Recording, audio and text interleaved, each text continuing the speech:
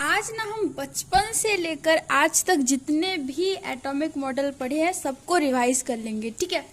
तो थॉमसन नामक एक साइंटिस्ट थे जो कि अपना पहला model, atomic model for a atom, ठीक है, अपने एटम कैसा दिखता है, वो कैसे शेप का होता है, ठीक है, वो कैसा होता है, वो सब के बारे में उन्होंने पहली बार अपने विचार प्रकट किए थे, ठीक है। तो अपने विचार प्रकट किए थे पहली बार जो है थॉमसन, और उन्होंने बोला था कि जो हमारा एटम है वो एक तरबूज की तरह होता है, तरबूज जैसा होता है हमारा एटम है। कैसे? तरबूज में जैसे बीज होते हैं वैसे ही हमारा इलेक्ट्रॉन जो है वो वैसे ही एटम के अंदर घुसा हुआ रहता है, और जो हमारे पल्प होते हैं यानी कि तरबूज के जो लाल लाल हिस्से, यम्मी यम्मी से हिस्से हैं, वो पॉजिटिव चार्ज पार्टिकल यानी पॉजिटिव चार्ज पूरे एटम में फैले हुए होते हैं। उन्होंने ऐसा बोला, किन्होंने ऐसा बोला? पहली बार जिन्होंने एटॉमिक मॉडल दिया था जो है थॉमसन, ठीक है। Thomson's atomic model that proton and electron are uniformly distributed inside the atom. Electron and proton have same magnitude, so magnitude is always positive. So that magnitude of our electron and magnitude of our proton both are equal. Therefore the total charge of the atom is neutral. और हम कह सकते हैं कि वो stable है, ठीक है। लेकिन जो हमारा थॉमसन ने जो हमें मॉडल दिया था वो फेल हो गया to explain the stability of atom, how positive charge hold negative charge, fail to explain the result of alpha particle scattering in Rutherford experiment, Rutherford gold foil experiment. वो fail हो गया spectral line describe करने के लिए atoms के, वो fail हो गया splitting of spectral line describe करने के लिए, उसको डिफाइन करने के लिए वो फेल हो गया था बहुत सारी चीज़ों में। हम लिमिटेशंस भी अभी देखेंगे। तो पहली बात कि थॉमसन ने अपना एटॉमिक मॉडल दिया था जो कि है वाटरमेलन, ठीक है। वाटरमेलन गया, वो फेल हो गया। अच्छा, अभी आया रदरफोर्ड, ठीक है। रदरफोर्ड ने बस एक एक्सपेरिमेंट किया, गोल्ड फॉयल को लेके, क्योंकि gold is the most malleable metal and he just wanted the thinnest layer as possible, ठीक है, ताकि एक एक एटम को वो एक ही लेयर में वो क्या कर सके, रख सके, है ना। कलेक्ट, ये एक गोल्ड फॉयल है, वाह, सोने का फॉयल है, बहुत ही महंगा है। तो ये गोल्ड फॉयल है, इसका थिकनेस बहुत ही छोटा है। वैसे ही हम कोई भी एक गोल्ड फॉयल को इतना पतला रख सकते हैं, कोई भी एटम इतना पतला नहीं रख सकते। कोई भी एटम का जो फॉयल है वो इतना पतला नहीं रख सकता है। सबसे ज़्यादा पतला सिर्फ और सिर्फ गोल्ड फॉयल ही हो सकता है, ठीक है। तो इसीलिए गोल्ड फॉयल कंसिडर किया गया है, ताकि अगर यहाँ है हमारा छोटे एटम्स है, गोल बहुत ही छोटा सा, हमें दिखाई नहीं दे रहा है लेकिन है, ठीक है। तो जितने भी एटम्स हैं वो हम कंसीडर करेंगे कि वो एक या फिर दो हैं, ठीक है। इधर एक या फिर दो एटम्स हैं, ताकि हम जब उसके अंदर से कुछ ऐसे बहुत तेजी से कोई भी चार्ज जैसे घुसा दे तो वो बाहर निकल जाए। थॉमसन ने तो कहा था कि जो हमारा एटम है उसके अंदर जितने स्पेस है वो ज़्यादातर खाली है, पॉजिटिव चार्ज बिखरा हुआ है, नेगेटिव चार्ज जो है वो सीड की तरह इधर उधर टहलने के लिए है, ठीक है। लेकिन अभी आया फोर्ड का गोल्ड फॉयल एक्सपेरिमेंट, वो अभी हम करते हैं, ठीक है। तो पहले हम एक ले लेंगे बाउंड्री जैसा कुछ, ये है, क्या है कुछ, बाद में बताऊंगी, अभी नहीं। तो चलो हम एज्यूम करते हैं कि रदरफोर्ड ने अपना गोल्ड फॉयल एक्सपेरिमेंट कैसे किया होगा, तो लेट, ये हमारा गोल्ड फॉयल है, तो ये है गोल्ड फॉयल, इसको हम ऐसे रख देंगे, ठीक है। ये हमारा है गोल्ड फॉयल, और उसके चारों तरफ हम क्या करेंगे, हम फ्लोरेसेंट स्क्रीन रख देंगे जो कि डिटेक्ट कर सकता है कोई भी एक चार्ज पार्टिकल या फिर अल्फा, ठीक है। तो ये है हमारा बाउंड्री जैसा कुछ, इसको कहते हैं फ्लोरेसेंट स्क्रीन, जो कि डिटेक्ट कर सकता है कोई भी प्रकार का रेडिएशन, ठीक है। तो इसका नाम है fluorescent screen, not Florence, okay, not Florence, it's fluorescent, fluorescent, screen, fluorescent screen, which can detect any प्रकार of radiation which can detect any type of radiation, okay, detect our radiation. और हम consider, और sir मैं तो बताना ही भूल गई कि क्या क्या लेना है। तो देखो पहले हम लेंगे एक सोर्स ऑफ अल्फा पार्टिकल, जिसमें अल्फा पार्टिकल हम कहीं कहीं से निकाल कर भरे हुए रखेंगे, ठीक है। अल्फा पार्टिकल एक छोटा सा होल, वो मतलब जो बॉक्स में हम अल्फा पार्टिकल रखेंगे उसमें थोड़ा सा छोटा सा होल होगा, जिससे अल्फा पार्टिकल उधर से निकलेगा, ठीक है। लाइट इधर है, छोटा सा होल ऐसे करके इधर है, ये हमारा होल है, इधर अल्फा पार्टिकल बहुत सारे हैं, ठीक है। तो इसके अंदर से ये सोर्स है हमारा, ये बॉक्स है, उसके अंदर बहुत सारे अल्फा पार्टिकल हैं। और जो अल्फा पार्टिकल है वो इधर हमारा गोल्ड फॉयल ऐसे रखा होगा, ठीक है। और ये हमारा स्क्रीन है, तो इधर से अल्फा पार्टिकल एंटर करेगा, गोल्ड फॉयल से टकराएगा, और हम एज्यूम करेंगे थॉमसन एटॉमिक मॉडल के हिसाब से कि जो हमारा most of alpha particle will pass out and hit the fluorescent screen। ओ ये तो बेचारा गिरा हुआ गोल्ड फॉयल, छोड़ो। तो इधर जाके वो टकराएगा, ये हम एज्यूम कर सकते हैं, है ना, क्योंकि most of the space are empty, क्योंकि इलेक्ट्रॉन जो है वो बिखरे हुए रहते हैं। और यहाँ हम कंसिडर कर सकते हैं कि यहाँ अगर एटम्स है तो इधर हमारे इलेक्ट्रॉन होंगे। और ऑब्वियसली एक अल्फा पार्टिकल जो है वो पॉजिटिवली चार्ज पार्टिकल है, तो इसीलिए पॉजिटिव चार्ज पार्टिकल जब इधर हिट करेगा तो ये तो खुद ही गिर गया, तो इधर टकराएगा, इधर कहीं भी टकरा सकता है, लेकिन most of the alpha particle will find out at this, ठीक है। देखो ये जो फ्लोरेसेंट स्क्रीन है that detect radiation, okay, that detect radiation कैसे रेडिएट होता है, अगर कहीं भी उसका चार्ज पार्टिकल या फिर रेडिएशन टकराएगा तो वहाँ ग्लो करता है, ठीक है, वहाँ ग्लो करेगा, ठीक है। तो हम ऐसे एज्यूम करेंगे कि जहाँ जहाँ हमारा अल्फा पार्टिकल टकरा रहा है वहाँ ग्लो कर रहा है हमारा फ्लोरेसेंट स्क्रीन, ठीक है। तो ये है हमारा सोर्स ऑफ अल्फा पार्टिकल, तो यहाँ एक छोटा सा होल है जिससे अल्फा पार्टिकल निकलेगा, ठीक है। बॉक्स है, ये लीड कंटेनर है, ठीक है। This is a lead container, और लीड कंटेनर के अंदर से अल्फा पार्टिकल बाहर नहीं आ सकता, इसीलिए हम यहाँ होल कर देंगे, एक छोटा सा होल कर देंगे, ताकि होल में से वो हमारा अल्फा पार्टिकल बॉक्स में से बाहर आए, कंटेनर से बाहर आए, ठीक है। तो ये है हमारा एक लीड कंटेनर, लीड का बॉक्स, ठीक है। तो इसमें से यहाँ से हमारा जो अल्फा पार्टिकल है वो बहुत ही स्पीड से आ गया, अरे गोल्ड फॉयल तो गिरा हुआ है, गोल्ड फॉयल, ठीक है। तो ये है हमारा फ्लोरेसेंट स्क्रीन जो कि रेडिएशन डिटेक्ट करेगा, तो जहाँ जहाँ अल्फा पार्टिकल जो टकराएंगे उधर वो ग्लो करेगा, ठीक है। इतना क्लियर है, ये एक्सपेरिमेंट हम एज्यूम कर सकते हैं अभी, हाँ। तो as our Thomson atomic model, we expect that most of the alpha particle will hit the detector, and here as the detector detect any radiation, any alpha particle, then it glow, we know that, okay। and alpha particle एक positive charge है, वो याद रहे, वो +2e है, ठीक है। आप हीलियम एटम से इलेक्ट्रॉन हटा दो तो जो हमारा बचेगा that is our alpha particle, ठीक है। तो हम बहुत स्पीड से अल्फा पार्टिकल को इधर टकराने के लिए, ठीक है, भेज रहे हैं, ठीक है। और as per our Thomson atomic model we expect that most of the alpha particle will pass through and hit the detector. बहुत ही कम अमाउंट ऑफ अल्फा पार्टिकल इधर टकरा सकते हैं, लेकिन most of the we expect, मतलब हम आशा करते हैं कि बहुत सारे अल्फा पार्टिकल इधर ही टकराएंगे, ठीक है। तो चलो, लेकिन हमारा एक्सपेरिमेंट क्या होता है, यहाँ से अल्फा पार्टिकल निकलता है, ठीक है, अल्फा पार्टिकल बहुत सारे निकलते हैं, और जो अल्फा पार्टिकल है उसका मास जो बहुत ही हेवियर होता है और वो हाई एनर्जी के साथ यहाँ हिट करने जा रहा है, ठीक है।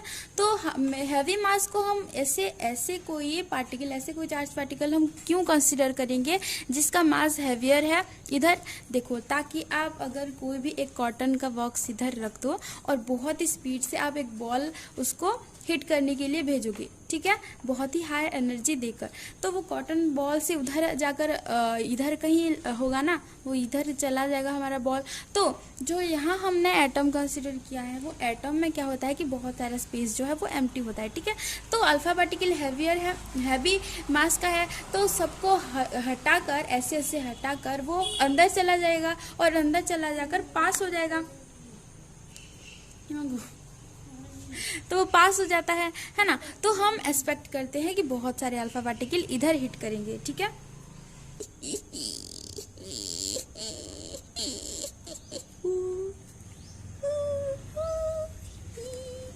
चलो अब एंजॉय करें। तो हम इधर गोल्ड फॉयल में हिट करेंगे हमारा अल्फा पार्टिकल, और हमारा एक्सपेरिमेंट जब होगा तो इधर से अल्फा पार्टिकल बहुत सारे जाएंगे, और एज हमने एक्सपेक्ट किया था वैसा बिल्कुल नहीं होने वाला है। इधर अल्फा पार्टिकल हिट करेंगे, लेकिन लेकिन लेकिन लेकिन some alpha particle also here here here here here, बहुत सारे अल्फा पार्टिकल इधर हिट करेंगे, हाँ, लेकिन some of the alpha particle are also deflected and some are also rebounded, मतलब कोई कोई मोर देन 90 डिग्री से भी डिफ्लेक्ट कर रहे हैं, यानी कि इधर इधर इधर, और बहुत सारे ऐसे चले भी आ रहे हैं। यानी कि हम कंक्लूजन ये निकाल सकते हैं कि अगर आप यहाँ कंसिडर करिए कि यहाँ गोल्ड एटम है बहुत सारा, तो most of the alpha particle यहाँ चले जा रहे हैं, यानी कि most of the space in A atom is empty. ये तो आप पहला कंक्लूजन ये निकाल सकते हैं। सेकेंड कंक्लूजन कि एज हमें बहुत सारे डिफ्लेक्टेड अल्फा पार्टिकल भी मिल रहे हैं, यानी कि इधर कुछ तो इतना बड़ा कुछ तो है जो कि हमारे अल्फा पार्टिकल को ही खिसका कर यहाँ भेज रहा है ना। तो हम कंसिडर कर सकते हैं कि अंदर मतलब एटम के बीच में ऐसा कुछ कॉन्सेंट्रेटेड, बहुत ही कॉन्सेंट्रेटेड अमाउंट ऑफ मास है जो कि अल्फा पार्टिकल को भी खिसका दे रहा है, ठीक है, वो डिफ्लेक्ट कर पा रहा है हमारे अल्फा पार्टिकल को, है ना।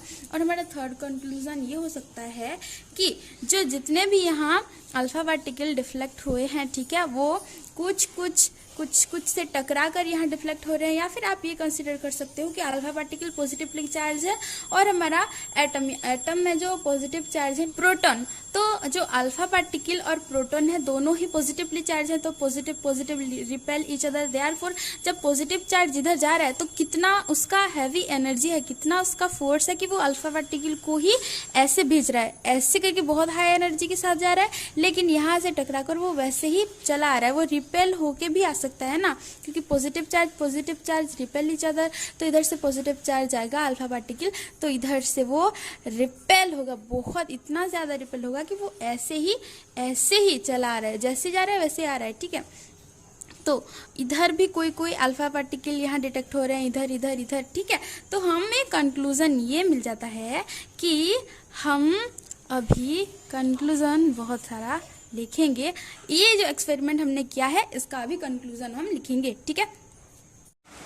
तो हमने ना रदरफोर्ड एटॉमिक मॉडल यानी कि रदरफोर्ड गोल्ड फॉयल एक्सपेरिमेंट से हम ये एक्सपेक्ट कर रहे थे कि most of the alpha particle would pass through the gold foil and hit at the detector, okay.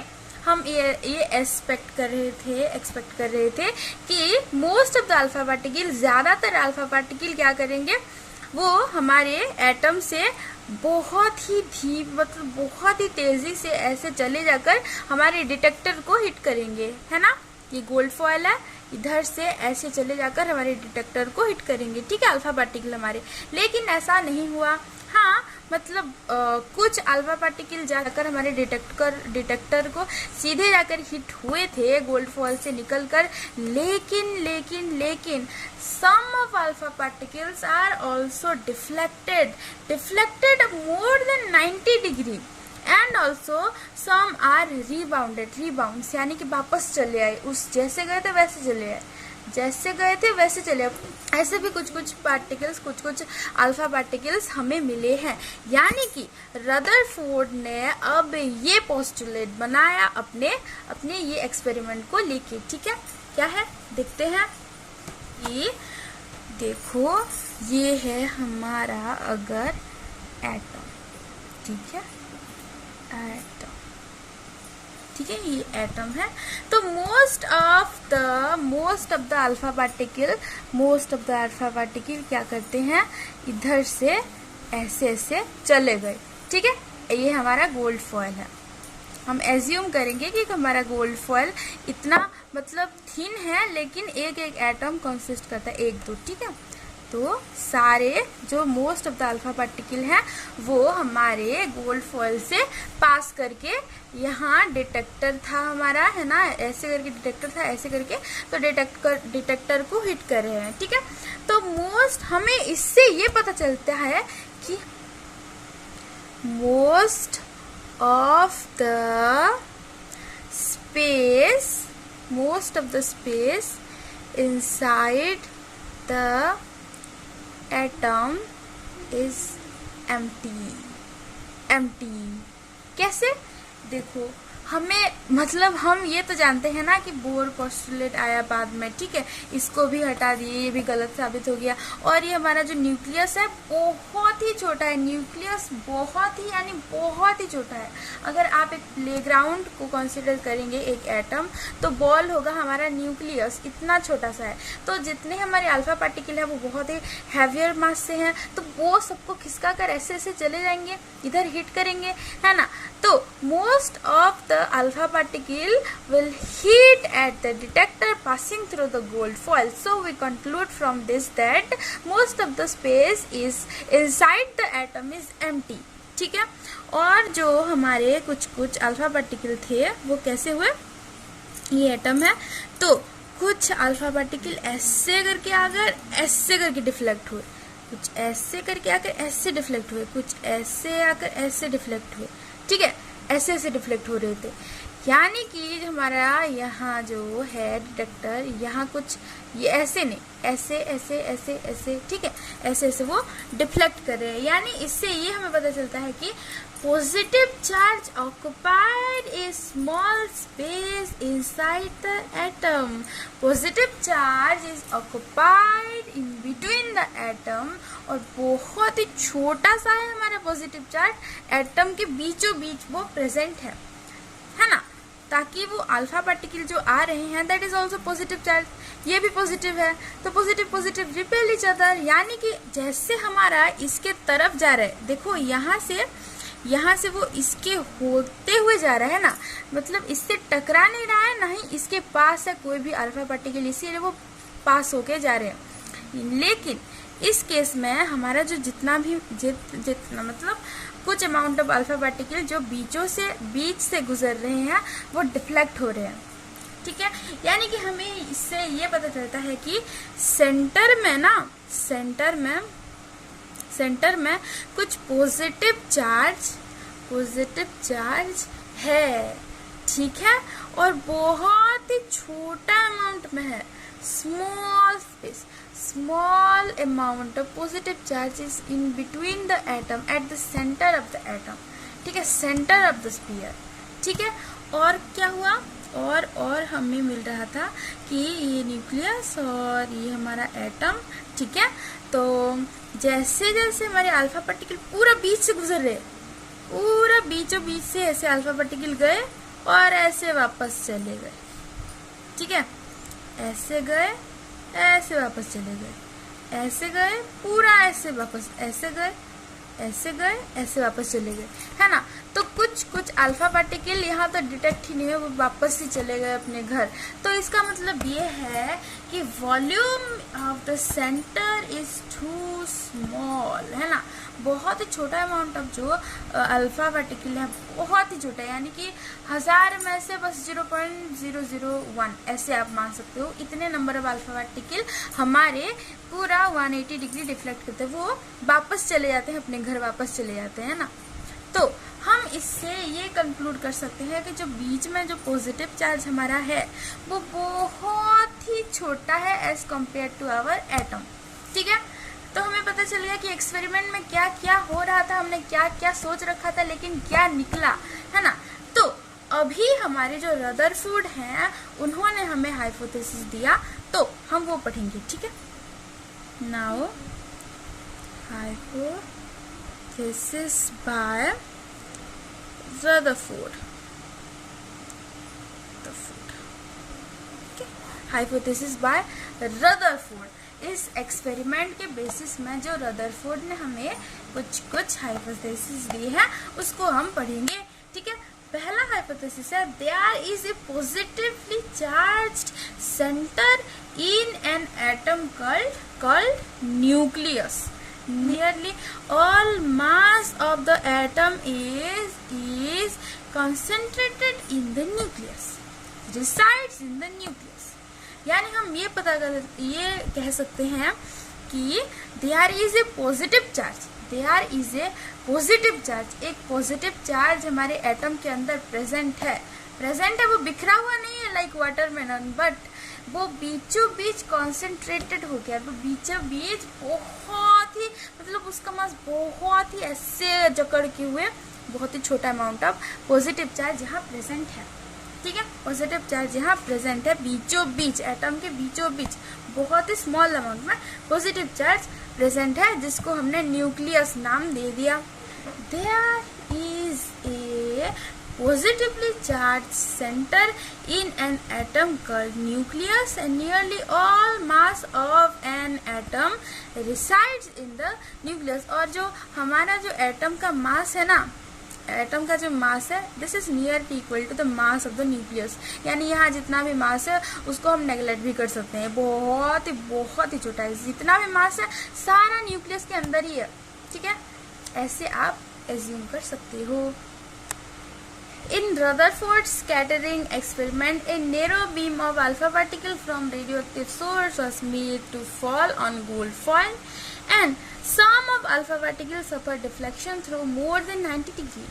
And positive charge is concentrated at the center of the atom called nucleus, and the large scattering angle is due to the strong electrostatic force of repulsion of both the positive charge of alpha particle, positive charge of nucleus, okay, and the whole positive charge and is concentrated at the center of the atom, and nearly whole mass of the atom is concentrated in the nucleus having a diameter. What is the diameter of a nucleus? That is 10 to the power minus 14 meter, okay, and nucleus is surrounded by electron, and yes, electron revolves around the nucleus in a various circular orbits, and also atom is neutral.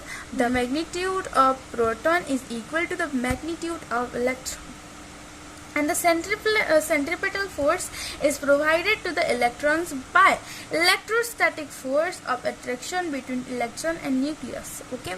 सो जो magnetic field ये effect कर रहा है, ठीक है, electron जो effect मतलब वो जो फील कर रहा है वो इसको सर्कुलर मोशन में मूव कर रहा है, ठीक है। इलेक्ट्रॉन को हमारा जो इलेक्ट्रॉन है वो न्यूक्लियस के चारों तरफ सर्कुलर पाथ में मूव करता है। ये हमें मिल गया, इन्होंने कहा था ऐसा है, ठीक है। कैसा है कि जो पॉजिटिव चार्ज हमारा है वो बीचों बीच कॉन्सेंट्रेटेड होके है। There is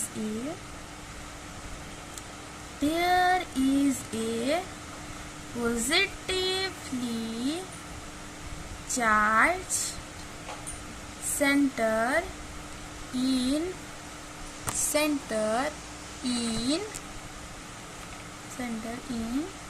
an atom called nucleus, and nearly all mass of atom is concentrated at nucleus, and electron revolve around the nucleus in circular path, and size of nucleus is very small as compared to the size of atom. Size of nucleus is very small as compared to atom, okay। तो ये है कुछ hypothesis given by Rutherford. Okay, लेकिन फिर भी Rutherford वाला जो model है, एटॉमिक मॉडल है, ये भी फेल हो गया क्योंकि इसके भी ड्रॉबैक्स है, इसके भी लिमिटेशंस है। क्योंकि as electron move around this nucleus, then as we know that when a charged particle move in circular path, it create acceleration, and if a charged particle is moved with any acceleration, then it's radiate energy, and when it is radiating some energy, then obviously our energy is slowly decreases, and therefore the time comes when the electron hit the nucleus and the atom become unstable. But this is not possible, right? Because all the atom present in the universe is stable. ठीक है, कभी भी हमारे positive charge negative charge एक दूसरे से टकराते नहीं है, वो दूर दूर रहते हैं, अट्रैक्ट करके ऐसे रहते हैं, लेकिन वो कभी टकराते नहीं है। ऐसा क्यों है, ये भाई साहब वो समझा नहीं पाए थे, है ना। और क्या समझा नहीं पाए थे, और ये समझा नहीं पाए थे कि एक इलेक्ट्रॉन के अलावा अगर 2, 3, 4 इलेक्ट्रॉन होते हैं तो उसका spectral line, fine spectral effect, splitting of spectral line, splitting of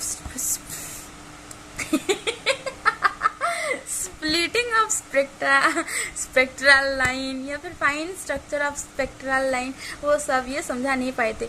तो पहला जो बिगेस्ट लिमिटेशन है हमारा रदरफोर्ड एटॉमिक मॉडल का, it is that according to electromagnetic theory, a revolving electron should continuously emit energy, and this causes the radius of its path should decrease, and this causes that it should fall into the nucleus. But however, electron revolve around the nucleus without falling on it, and this is cannot explained by Rutherford. Okay, जब हमारा charge particle move करता है तो वो accelerate होता है, और जब वो एक्सेलरेट होता है तो वो कुछ अमाउंट ऑफ एनर्जी रेडिएट करता है, यानी कि एनर्जी वो छोड़ता जाता है। यानी कभी तो हम दानवीर कर्ण होके सब कुछ दान देते जाएंगे, तो कभी तो हमारा कुछ सारा खत्म हो जाएगा ना। तो ये भी अपना एनर्जी जब छोड़ते जाएगा तो कभी तो इसका एनर्जी खत्म होगा, और जब इसका एनर्जी खत्म होगा तो ये ऐसे करके हमारे न्यूक्लियस के साथ टकरा जाएगा ना, लेकिन ऐसा होता ही नहीं है। तो हमारा ये क्यों नहीं होता है, ये हमारे रदरफोर्ड समझा नहीं पाए हैं। तो ये है इसका लिमिटेशन। नाउ इसको कम ओवर करने के लिए हमारे बोर्स आ गए, और आ गया बोर्स एटॉमिक मॉडल। ठीक है, बोर्स एटॉमिक मॉडल, वो उन्होंने कुछ एक्सपेरिमेंट नहीं किया इसके बारे में, बस कुछ पोस्टुलेट दे दिए, कुछ हाइपोथेसिस दे दिए, उसको हम पढ़ते हैं। ओके, तो अभी हम और एक एटॉमिक मॉडल के बारे में पढ़ेंगे, बोर्स एटॉमिक मॉडल। उसमें कुछ नहीं है, बस कुछ पोस्टुलेट्स हैं जिनको हम पढ़ेंगे और याद रखेंगे। ओके, और वो भी फेल होने वाला है, ठीक है, लेकिन याद रखना ज़रूरी है। ठीक है, तो बोर्स एटॉमिक मॉडल का जो पोस्टुलेट है वो ये कहता है कि जो इलेक्ट्रॉन है वो मतलब न्यूक्लियस के जितने भी ऑर्बिट्स हैं वो सारे ऑर्बिट्स में नहीं घूमता है, नहीं, ऐसा नहीं होता है। बस कुछ फिक्स्ड ऑर्बिट्स होते हैं जिनमें हमारा जो इलेक्ट्रॉन होता है वो न्यूक्लियस के चारों तरफ घूमता रहता है। कैसे, मतलब फिक्स्ड ऑर्बिट ही क्यों होता है, एज्यूम किया, पोस्टुलेट है, एज्यूम किया है तो होंगे, है ना। तो और इन्होंने सबको मतलब सारे साइंटिस्ट मतलब मान भी रहे थे उस टाइम। ठीक है, तो जो इलेक्ट्रॉन है हमारा वो न्यूक्लियस के चारों तरफ घूमता रहता है, और फिक्स्ड ऑर्बिट में वो घूमता रहता है। ठीक है, और जब वो घूमता है वो फिक्स्ड ऑर्बिट में, तब वो एनर्जी रेडिएट नहीं करता है। ठीक है, एनर्जी रेडिएट नहीं करता है जब वो उसी फिक्स्ड ऑर्बिट में घूमता रहता है। जब उसका एनर्जी लो हो जाता है तो वो नीचे आकर उसके नीचे वाला ऑर्बिट में वो घूमता रहता है। जब उसको एनर्जी मिल जाती है तो उसके ऊपर वाला ऑर्बिट में वो जंप कर लेता है, ठीक है। एनर्जी कम होने से वो नीचे वाले ऑर्बिट में जंप करता है, एनर्जी मिल जाने से वो उसके ऊपर वाले ऑर्बिट में जंप करता है, ठीक है, इलेक्ट्रॉन हमारा, ठीक है। तो पोस्टुलेट लिख लेते हैं कि atom consist of a neutral positive core called nucleus, nearly whole of the mass of the atom is concentrated on it, okay। पहला है कि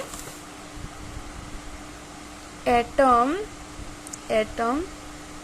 consist of central positive core called nucleus, and whole mass of the atom is concentrated at that positive core, whole positive charge and nearly whole of mass of atom is concentrated on it, ठीक है। मतलब लगभग atom के सारे मास उसी positive core उसी बीच में ही concentrated होके रहते हैं, ठीक है। Electron revolve around nucleus in certain fixed और stationary circular orbits of defined radius, ठीक है। Electron revolve around nucleus in certain fixed or stationary circular orbits, ठीक है, सर्कुलर ऑर्बिट्स। और थर्ड पोस्टुलेट है, देखो जो ऑर्बिट्स है it is integral multiple of h/2π, ठीक है। Electron move in only and only that particular orbits, ठीक है। Electron jump from one orbit to its above orbit, उसके आगे जो ऑर्बिट है, ठीक है, जब उसको एनर्जी मिलती है और इलेक्ट्रॉन जो है वो नीचे चला जाता है, नीचे वाले ऑर्बिट में चला जाता है, जब उसका एनर्जी हम खींच लेते हैं, उसका एनर्जी जब खत्म हो जाता है, ठीक है, मतलब थोड़ा सा उसका एनर्जी जब खत्म हो जाता है, ठीक है, थोड़ा सा डिक्रीज हो जाता है, तो ठीक है।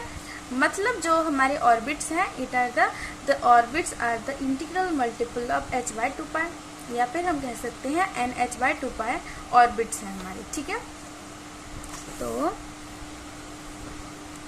Orbits are integral multiple of h/2π, पर h is प्लैंक्स कांस्टेंट,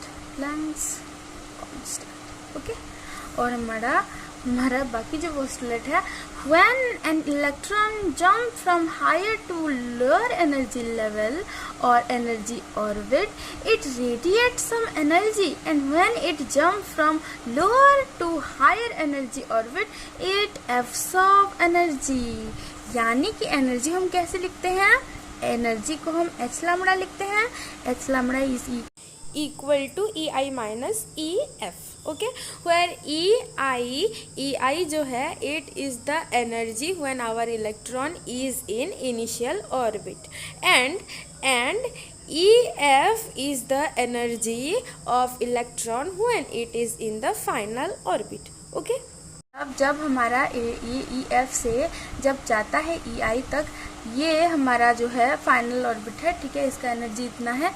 ये फाइनल मतलब एक ऑर्बिट ये है, इसको आप इनिशियल ऑर्बिट और इसको फाइनल ऑर्बिट कह सकते हो। इलेक्ट्रॉन जब यहाँ घूमता रहेगा, ठीक है, तब जब इसको h lambda amount of energy मिल जाता है, तब वो इस वाले ऑर्बिट में मूव करना स्टार्ट करता है। और जब इस वाले ऑर्बिट में मूव करते करते h lambda amount of energy उसका लॉस हो जाता है, रेडिएट करता है एनर्जी, तब वो इस वाले ऑर्बिट से जाकर यहाँ तक पहुँच जाता है और यहाँ वो इलेक्ट्रॉन मूव करने लगता है, ठीक है। तो हम कह सकते हैं कि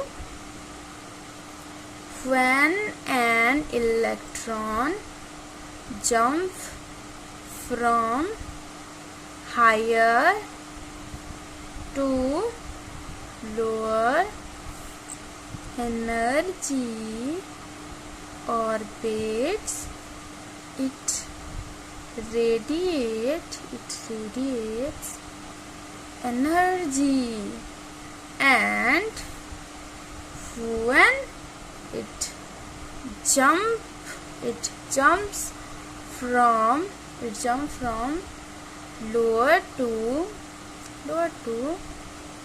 higher energy orbits, it absorbs energy। ठीक है। अच्छा, इस जो पोस्टुलेट है, ये जो बोर्ड्स एटॉमिक मॉडल है, इसका भी कुछ ड्रॉबैक्स है, इसका भी कुछ लिमिटेशंस है, जो कि कहता है कि ये जो बोर्ड्स एटॉमिक मॉडल है इसका लिमिटेशन है। ये क्यों अभी फेल हो गया? ठीक है, क्योंकि it cannot explain the spectra of multiple electron atoms. It cannot explain the spectra of multiple electron atoms. Cannot explain the spectra of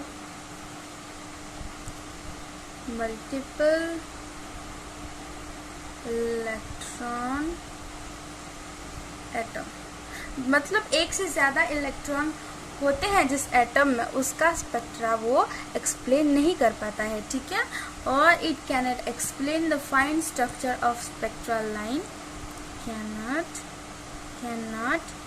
explain the fine structure of spectral lines, or it cannot explain the splitting of spectral line into number of spectral line under effect of magnetic field।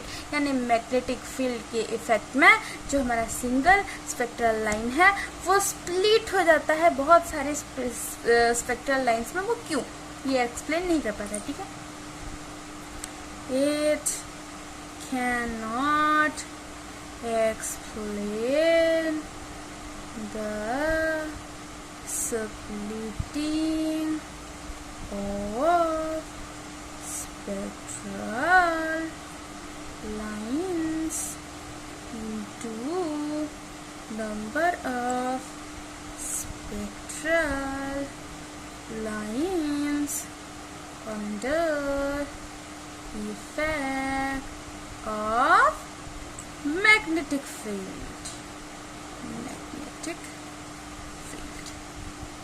भाई spectral line का सारा खेल है, इसको इसने fail कर दिया। Spectral line है, इसको फेल कर दिया। कैसे?